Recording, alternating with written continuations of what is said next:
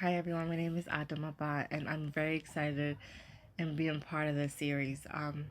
I went through a very traumatic thing in my life at the age of 16 years old, and I didn't understand how to cope with my trauma and how to deal with the stress of what was happening. So I kept silent and I hid my feelings. But the minute I got courage from my teacher to tell my story and share it, I've been doing it I've been sharing it. I've been sharing how I feel and what I went through. And that has empowered me to do so much and has empowered me to heal. I think I come from a culture in Africa where we storytelling is a very big deal. Storytelling is how we tell our history.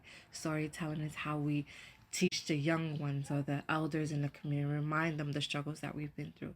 And now I'm able to do that with the book. My goal for this book is not just to share my story, it's also to hopefully encourage change in the way our criminal justice system works, change the way our immigration works.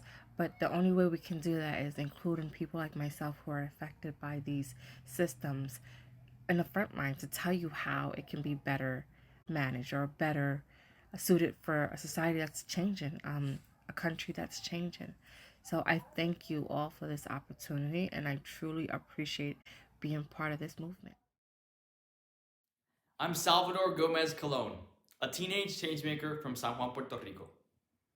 3 years ago in 2017, Hurricane Maria devastated my home island. The surrounding destruction disconcerted me, and I did not feel at ease resting on the privilege of still having a roof over my head or a family to which I could turn.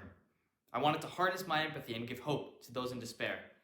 At first, I was unsure of what I could do, since I was just a 15-year-old high school freshman. But I took the time to recognize and observe people's needs, and two things stuck out: the absence of power and the lack of clean clothing. I ventured to launch Light and Hope for Puerto Rico, an initiative to raise $100,000 to purchase solar lamps and hand crank washing machines and distribute them to the most severely impacted communities.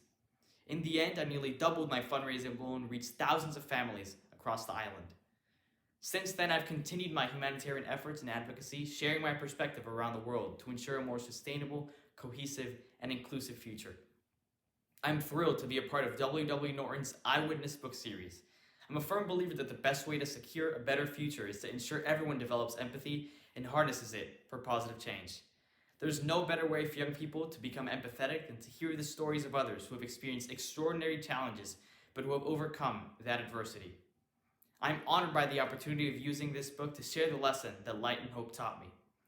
That even in our darkest hour, we can always find and give a spark of light. I can't tell you how excited I am about the Eyewitness series. It's been in the works for years, or in our minds.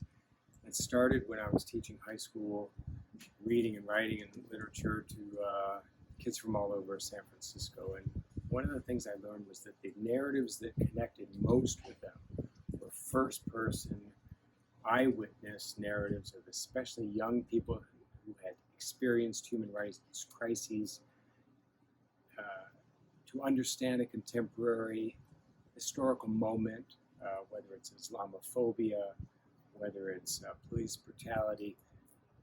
Young people, young readers really need to hear first person accounts.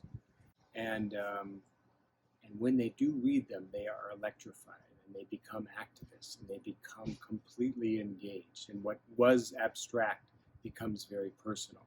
So the Eyewitness series will do that, will make the these intangible, sort of incomprehensible global and national issues very visceral, very personal, and even actionable.